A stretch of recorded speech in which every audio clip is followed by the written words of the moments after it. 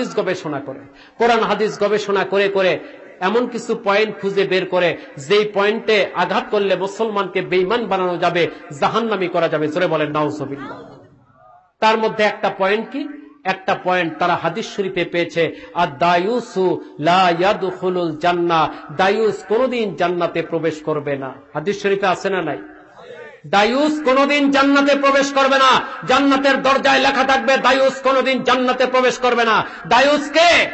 যে নিজে পর্দা করে না, তার অধীনস্থদেরকে পর্দায় রাখে না, পুরুষ হোক মহিলা হোক, যে পর্দা করে না, অধীনস্থদেরকে পর্দায় রাখে না, সে হচ্ছে দায়ুস। ঠিক কিনা? জোরে বলেন। পর্দা করা কি? জোরে বলেন, পর্দা করা কি?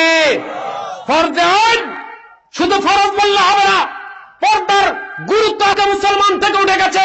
মুসলমান আজকে পর্দাকে হালকা মনে করে, নামাজ পড়ে 5 ওয়াক্ত, রোজা রাখে, হজ করে, যাকাত দেয়, দান সদকা করে, পর্দা করে না। পর্দার গুরুত্ব নাই। এই পর্দা না করে নামাজ, রোজা, হজ, যাকাতের কোনো মূল্য নাই। ঠিক কিনা? জোরে বলেন। পর্দার গুরুত্ব মুসলমানকে বুঝতে হবে। আজকে পর্দার ওয়াজ নাই। আছে? পর্দার ওয়াজ নাই। কে ওয়াজ করবে? যে মাওলানা, যেই পীর ওয়াজ করবে, দেখা যায় সেই মাওলানা পীরই পর্দা করে না। ঠিক না ব্যাঠে? বেপর্দা আজকে এমন হয়ে গেছে। আম লোক তো বেপর্দা হয়, নামদারি মাওলানা, নামদারি পীরগুলো বেপর্দা হয়। চলে বলেন নাউজুবিল্লাহ। ঠিক না ব্যাঠে? নামদারি ভণ্ড পীর পিশাচগিরি করে, মহিলাকে হাতে ধরে বয়াত করায়, মহিলাকে গায়ে ধরে ফু দিয়ে দেয়, মহিলার সাথে দেখা সাক্ষাৎ করে, বেগানা মহিলা দ্বারা হাত পাটি পায়। এমন পীর আছে না নাই? জোরে বলেন। এরা ভণ্ড প্রতারক। এদের কাছে বয়াত হওয়া হারাম, হারাম। জাহান্নাম ছাড়া কোনো গতি থাকবে না। ঠিক না ঠিক? হারাম। কারণ যে ফরজ তরক করে সে কোনোদিন পীর হতে পারে না, সে অলিউস শয়তান। ঠিক কিনা? জোরে বলেন। আবার অনেক মাওলানা আছে, তারা ক্ষমতার জন্য, টাকার জন্য, পয়সার জন্য বেপর্দা হয়। জোরে বলেন নাউজুবিল্লাহ। হয় কিনা? জোরে বলেন। দুনিয়ার জন্য বেপর্দা হয় মাওলানা। এই মাওলানা, তার ওয়াজ শোনা, তার পিছনে নামাজ পড়া, তার পিছনে ইক্তেদা করা জায়েজ নাই, হারাম। ঠিক কিনা? জোরে বলেন। এই ধরনের মাওলানা মৌলবী যে মসজিদে থাকবে, মসজিদ থেকে বের করে দিতে হবে, যারা বেপর্দা হয়। ঠিক কিনা? জোরে বলেন। যে ইমাম, যে খতিব বেপর্দা হয়, পর্দা করে না, এলাকার মহিলাদের সাথে, মা বোনদের সাথে দেখা করে, মা বোন বলে দেখা করে, ভাবি বলে দেখা করে, এদের পিছনে নামাজ পড়া জায়েজ নাই। ঠিক কিনা? জোরে বলেন। এরা ফাসিক, চরম ফাসিক। এদের পিছনে নামাজ হবে না, এদেরকে মসজিদ থেকে বের করে দিতে হবে। পর্দা করা কি? ফরজ, ফরজে আইন। আজকে পর্দা মুসলমান থেকে উঠে গেছে। পর্দা আজকে গুরুত্ব দেওয়া হয় না, নামাজের গুরুত্ব দেওয়া হয়। অথচ পর্দার গুরুত্ব অন্যান্য আমলের চেয়ে আরো বেশি। জোরে বলুন সুবহানাল্লাহ। ঠিক না বে ঠিক? কেমন? যেমন ধরেন নামাজ ইসলামের দ্বিতীয় ভিত্তি। ঠিক না বে ঠিক? নামাজ ইসলামের দ্বিতীয় ভিত্তি। এখন নামাজ ফরজ। আপনার সন্তান নামাজ না পড়লে আপনি সন্তানকে মারধর করেন, ঘর থেকে বের করে দেন, দেন না? নামাজ না পড়লে সন্তানকে শাস্তি দেয়, ঘর থেকে বের করে দেয়। ভালো কথা। হাদিস শরীফে আছে, সন্তানের বয়স যখন 10 বছর হবে তখন সন্তানকে শাস্তি দিয়ে হলেও নামাজ পড়াতে হবে। ঠিক না বে ঠিক? শাস্তি দিয়ে হলেও নামাজ পড়াতে হবে। এখন আপনি নামাজ পড়বেন, সন্তানকে নামাজ পড়াবেন, ভালো কথা। এখন আপনার সন্তান যদি 5 ওয়াক্ত নামাজ না পড়ে, খোদা না করুক, 24 ঘন্টায় কয় ওয়াক্ত নামাজ? 5 ওয়াক্ত নামাজ যদি, তাহলে কয়টা কবিরা গুনাহ হবে তার? 5টা কবিরা গুনাহ হবে। কয়টা? 5টা। 5 ওয়াক্ত নামাজ, 5টা ফরজ, 5টা ফরজ তরক করার কারণে 5টা কবিরা গুনাহ তার হবে। ঠিক কিনা? জোরে বলেন। এই 5টা কবিরা গুনাহ করার কারণে আপনি তাকে শাস্তি দিলেন, ঘর থেকে বের করে দিলেন, ভালো কথা।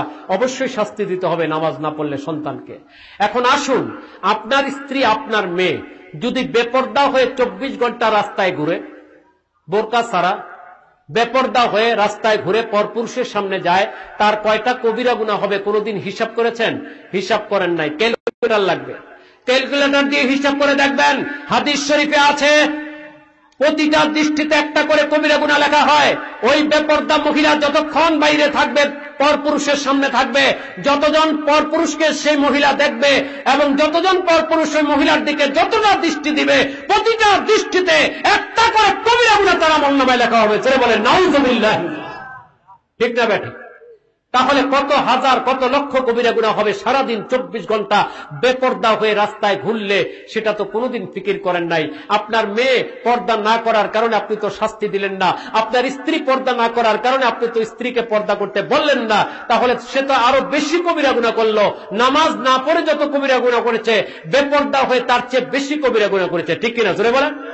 আপনি তো তাকে পর্দার কথা বললেন।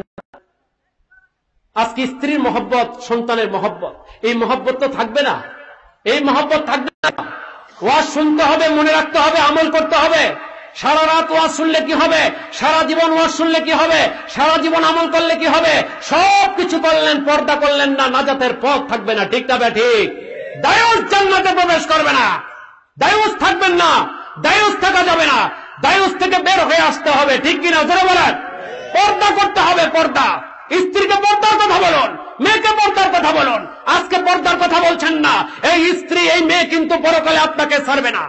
হাদিস শরীফে এসেছে, হাসরের ময়দানে একজন মহিলার জন্য 3 জন লোক জাহান্নামে যাবে। কয়জন? 3 জন লোক জাহান্নামে যাবে একজন বেপরদা মহিলার জন্য। ওই বেপরদা মহিলাকে আল্লাহ পাক বলবেন, তুমি জাহান্নামে যাও, তুমি তো দায়ুস। বেপরদা মহিলা বলবে, আল্লাহ পাক, আমি একা কেন জাহান্নামে যাব? তুমি কাকে জাহান্নামে নিতে চাও? আমি যখন পিতামাতার অধীনে ছিলাম, আমার পিতামাতা কোনোদিন আমাকে পর্দার কথা বলে নাই, অথচ আমার পিতামাতার দায়িত্ব কর্তব্য ছিল আমাকে পর্দায় রাখা, পর্দা করতে বলা। এটা পিতামাতার হক ছিল। পিতামাতা আমাকে কোনোদিন পর্দার কথা বলে নাই। হতে পারতো পিতামাতা পর্দার কথা বললে আমি পর্দা করতাম। ঠিক না ব্যাঠিক? আবার যখন স্বামীর ঘরে চলে গেলাম, স্বামীও কোনোদিন আমাকে পর্দার কথা বলে নাই, কোনোদিন পর্দায় থাকতে বলে নাই, বোরকা কিনে দেয় নাই। আমার স্বামীর দায়িত্ব ছিল আমাকে পর্দায় রাখা, স্ত্রীকে পর্দায় রাখা স্বামীর দায়িত্ব। ঠিক না ব্যাঠিক? কিন্তু কোনোদিন পর্দার কথা বলে নাই। বললে আমি পর্দা করতাম, আমার পর্দার কথা বলে নাই। কাজে আমার এই বেপর্দা হওয়ার জন্য আমার পিতামাতা দায়ী, আমার স্বামী দায়ী। পিতামাতা স্বামী 3 জনকে নিয়ে আমি জাহান্নামে যাব।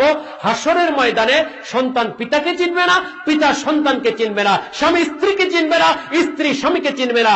সবাই ইয়া নাফসি করবে। ঠিক কিনা জোরে বলেন? ওই মহিলা ওই 3 জনকে নিয়ে জাহান্নামে যাবে। জোরে বলেন নাউযুবিল্লাহ। তাহলে পর্দা করার দরকার আছে না নাই?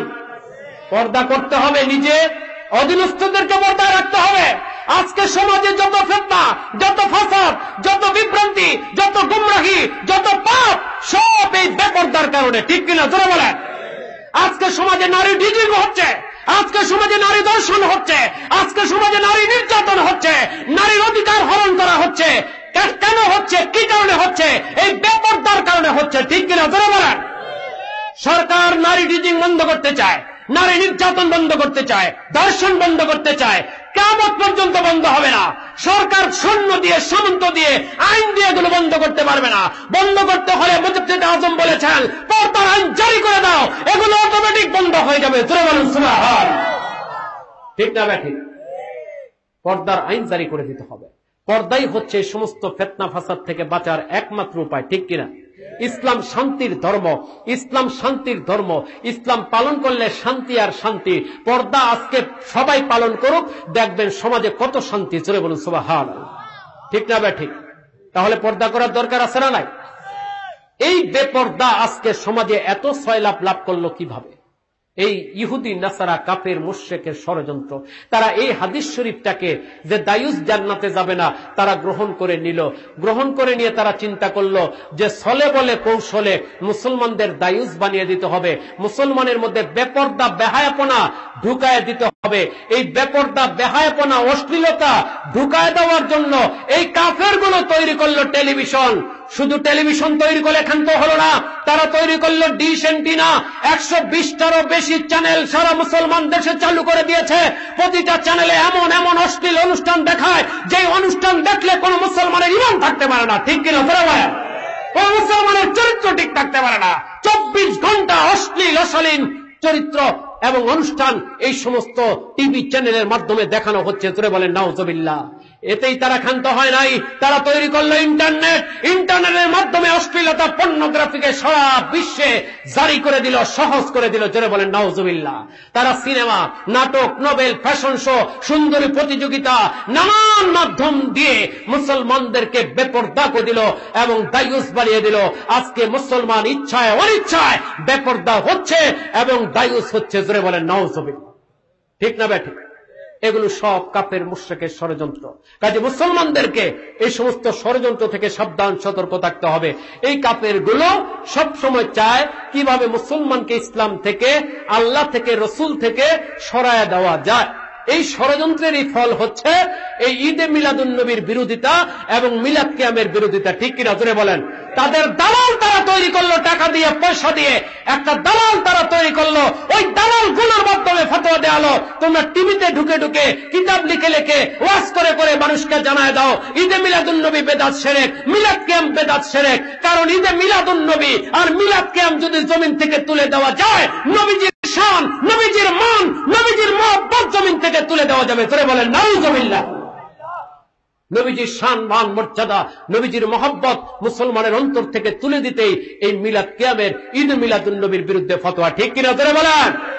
এই কাফের মুশরিকের ষড়যন্ত্র টিকবে না, টিকে নাই, টিকবে না। তাদের দালালদের ষড়যন্ত্র টিকবে না। কারণ বর্তমান জমানায় অবস্থান করছেন মুজাদ্দিদ আজম আওলাদে রাসূল ঢাকা রাজার মসজিদ শরীফের মুর্শিদ কিবলা। আল্লাহ পাক ওনাকে এই জামানায় পাঠিয়েছেন মুজাদ্দিদ হিসেবে। উনি আগমন করে ঈদে মিলাদুন নবী, মিলাদ কিয়ামকে আবার ঘরে ঘরে জারি করে দিচ্ছেন। জোরে বলেন সুবহানাল্লাহ।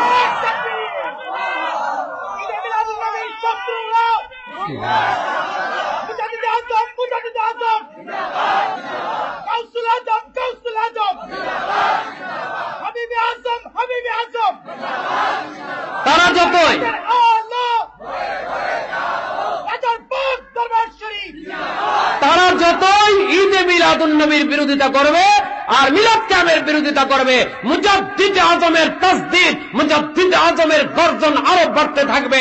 উনি গত বছর 53-56 দিন ব্যাপী মাহফিল করেছেন। আগামী বছর উনি 57 দিন ব্যাপী ঈদে মিলাদুন নবীর মাহফিলে ঘোষণা দিয়েছেন। জোরে বলেন সুবহানাল্লাহ। মিলাদ কিয়ামের উপর কিতাব বের করেছেন। 400 পৃষ্ঠার দলিল ভিত্তিক কিতাব বের হওয়ার পথে। বাংলার জমিন না, পৃথিবীর বুকে এমন কোন ব্যক্তিত্ব নাই যে ওই কিতাবের দলিল খণ্ডন করে দিতে পারে। জোরে বলুন সুবহানাল্লাহ। কাজী আমাদেরকে আল্লাহর ওলিদের দরবারে যেতে হবে। ওলি আল্লাহ ছাড়া আশিকে রাসূল হওয়া যাবে না, ওলি আল্লাহ ছাড়া নবীর আদর্শ পাওয়া যাবে না, ওলি আল্লাহ ছাড়া হকমত হকপথ পাওয়া যাবে না। ঠিক কিনা জোরে বলেন? একমাত্র জামানার মুজাদ্দিদ আল্লাহর ওলি যারা, তাদের কাছে হকমত হকপথ পাওয়া যাবে, আল্লাহওয়ালা হওয়া যাবে, হকমতে থাকা যাবে। এই যে কাফের মুশরিকের ষড়যন্ত্র, এগুলোর ব্যাপারে কারো কোনো কথা নাই। শুধু মুজাদ্দিদ আজম উনি আল বাইনাত আল ইসানে এই ষড়যন্ত্রগুলো তুলে ধরছেন। জোরে বলুন সুবহানাল্লাহ। আগে মুসলমান জানতো না কাফেররা মুসলমানের শত্রু। এই শত্রু, এই কথাটা মুসলমানের চোখে আঙ্গুল দিয়ে দেখায় দিচ্ছেন মুজাদ্দিদ আজম। জোরে বলুন সুবহানাল্লাহ।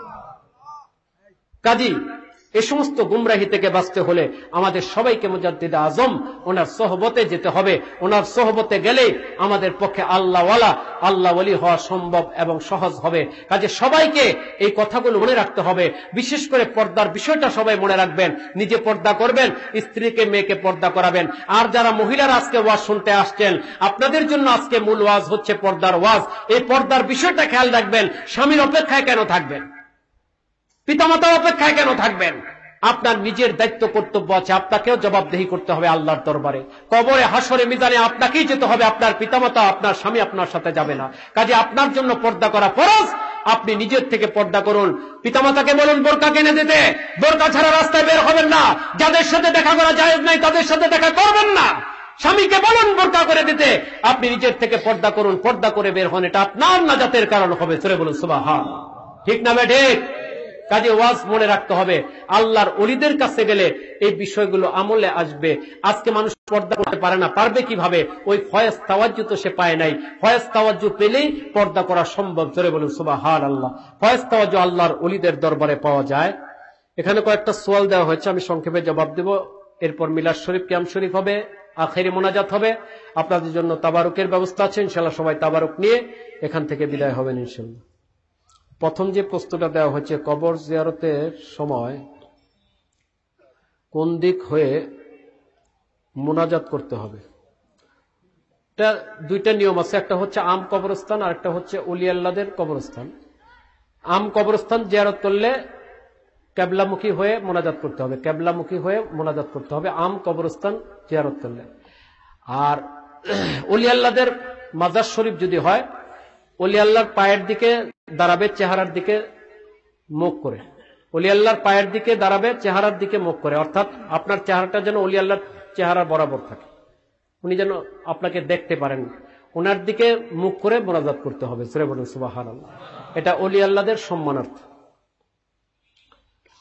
আর এখানে একটা প্রশ্ন দেওয়া হচ্ছে, গ্রামে গ্রামে কি লিখছিল, মৌলবীরা মেয়েদের কোরআন শিক্ষা দেন,